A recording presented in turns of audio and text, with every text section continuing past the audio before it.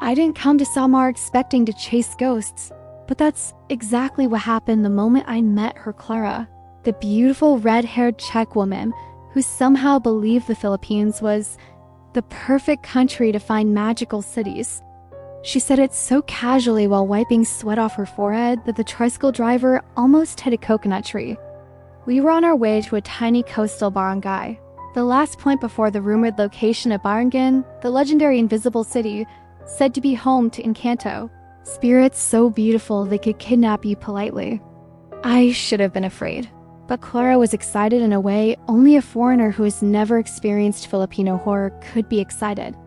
She tightened her ponytail, tossed her red hair like she was starring in a shampoo commercial, and said, "If the city is invisible, that means I have higher chance of seeing it." My eyes are very observant. The tricycle driver laughed so hard he nearly fell out. "Ma'am, if you see Biringan, it is not because of your eyes. It is because they want you." Clara blinked, confused. "They? Who is they?" "Engkanto, ma'am. Beautiful spirits. Very tall, very fair skin." Then he looked at me in the mirror and whispered, "She better hold on to you. Those Engkanto love foreigners, especially ones who look like that."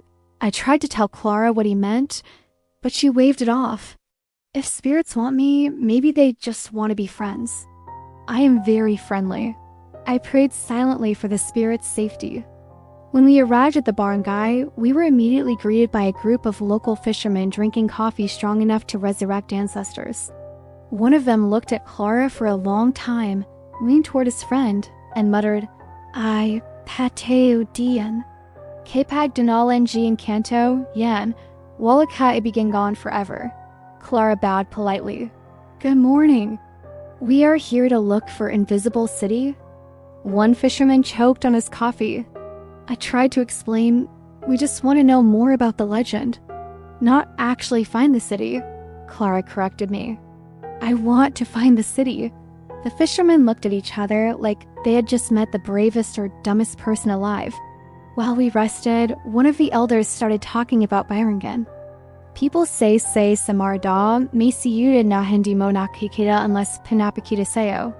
Roads, buildings, lights pero magical. Some say only chosen people see it." Clara gasped dramatically. "Maybe I am chosen. I have red hair." "Maybe spirits like red hair?" The old man coughed. "Spirits like beauty, ma'am. Not hair color." She smiled proudly. "Oh, okay then. I am safe." Absolutely not the message he intended. He continued, "Maraming truck driver na nagsasabi they delivered to Biringan at night. Naliwanag, maraming tong magaganda. But when they come back next day, nothing is there." Clara's eyes sparkled. "This is like Czech fairy tales?" "Except ours do not kidnap people. Usually they just steal your soup." As we prepared to begin trekking, one of the fishermen gave Clara a small pouch of rock salt. "Just in case you see something that is not from this world." She squinted at it. "Am I cooking?" "No, ma'am," he said seriously. "Pang protection." She tightened the pouch around her wrist like it was a friendship bracelet. "Perfect. If I meet a spirit, I will tell them I am protected by salt." Very intimidating. We started the long hike through the forest. Samar's vegetation felt alive to alive. Every rustle felt like something watching. The wind seemed to whisper. Clara, however, walked like she was entering Disneyland. She kept saying, "If the city is invisible, maybe we are already inside it. Maybe we are walking their main street." I told her, "Please stop saying that. I'm getting goosebumps." "I think goosebumps means you're being chosen," she replied. "No, goosebumps means I'm scared." We crossed a stream, past tall trees with mismatched shadows, and eventually reached an open clearing. The wind suddenly stopped. Everything fell silent. Clara grinned. "Look, I think this is border of spirit world," I whispered, "or border of my patience." But she stepped forward bravely, or stupidly, depending on interpretation. "Hello, my name is Clara. I come in peace. And I have salt." I grabbed her arm. "Please don't introduce yourself to spirits like they're your neighbors, but but she kept going, waving like she was greeting tourists. If someone is here, I would like to learn about your city. I am foreigner. I am curious. The forest responded by moving one branch. Just one. She screamed and jumped behind me. What was that? It's a branch, I said. No, that was spirit. Very tall one, I felt presence. I sighed. You're imagining things. Then the branch moved again, but this time no wind. But a part of me wondered too. When we finally made it out of the forest, Clara looked at me with bright, excited eyes. This was best day. I think spirits wanted to meet me. But maybe they were shy? She took out the salt pouch. It was open. But we never opened it. She froze. Was this open before? No, she blinked slowly. Maybe Spirit Goat opened it. No goat can untie knots. She looked back at the forest, biting her lip, half excited, half scared. Okay, maybe, just maybe. Someone else opened it. We didn't speak for a moment. Finally, she whispered the words that made my skin crawl. If city is invisible, maybe they walked beside us the whole time. I didn't answer. I just kept walking, very fast. Clara jogged to catch up.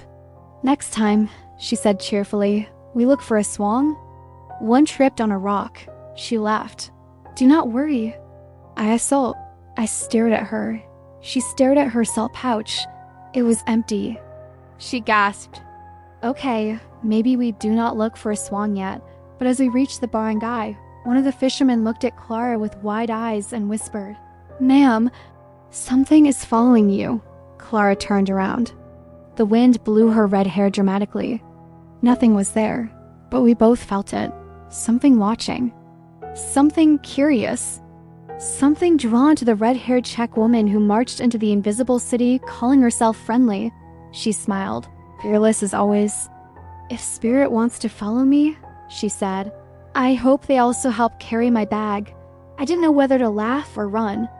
But one thing was certain. Biringan wasn't just a legend anymore. Not to us, and definitely not to the beautiful Czech woman who somehow charmed both humans. And maybe spirits too. We both froze. That is not branch moving, she whispered. That is something else, I swallowed. Okay, maybe we should head back. But she shook her head and puffed her chest dramatically. No, I am brave Czech woman. If spirit wants to talk, we talk. A figure emerged, not tall, not glowing, not mystical. It was a goat. Clara fell to her knees. My God, spirit goat. It's a normal goat. But she held out her salt pouch like a warrior preparing a final defense. Stay back, mystical creature. I have salt. The goat blinked at her, turned around, and walked away without a single care for her defense strategy. She stood up, brushing dirt off her clothes. Okay, false alarm. But still magical moment. We kept walking, and as we went deeper, I felt uneasy. Locals always said you could feel Biringan, not see it. If you feel disoriented, time going slow, or hear voices, it means you're getting close. And then it happened. A soft hum like distant singing. Clara grabbed my arm. Do you hear that? Yes. Is that spirit song? I didn't want to confirm, but the sound felt wrong, too melodic, too far, yet too close. She whispered, maybe they are welcoming us. Maybe they want red-haired guests. I whispered back, trembling. Maybe they want to steal your soul. She shrugged. Take soul, no problem. But I want dinner first. Suddenly the humming stopped. A cold breeze wrapped around us. The trees swayed even though the air was still. Then a bright light flashed between the trees. Clara gasped so loud a bird fell off a branch. That is the city, I knew I'd. I pulled her back. It's probably just... Before I could finish, she ran, full sprint, straight toward the light. I chased her, praying she didn't break her neck or enter a portal to the underworld. When I caught up, she was standing in front of the source of the light, hands on her hips, triumphant. See? I found it. It was a fisherman, holding a flashlight.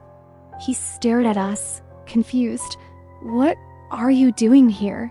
Clara pointed at him dramatically. Are you spirit? He shook his head violently. No, nalaga ako. I'm looking for crabs? Clara groaned, disappointed. Not spirit. Just crab hunter. He guided us back toward the main path, all while laughing at the foreigner who thought his flashlight was a mythical city. But something strange happened as we left the forest. We looked back. The clearing we had just crossed was gone. The path had shifted. Even the trees looked different. I asked the fisherman, "Is that normal?" He shook his head. "No, that's why we don't like going here. Roads change. Places rearrange. Sometimes you feel like someone is following you." Clara smiled. "Maybe spirits like us?" He whispered. "Ma'am, I think they like you too much." On the way out, she kept glancing back, whispering, "Maybe City was there, but invisible, maybe we were very close." I wanted to say no. I wanted to tell her everything was just in our heads.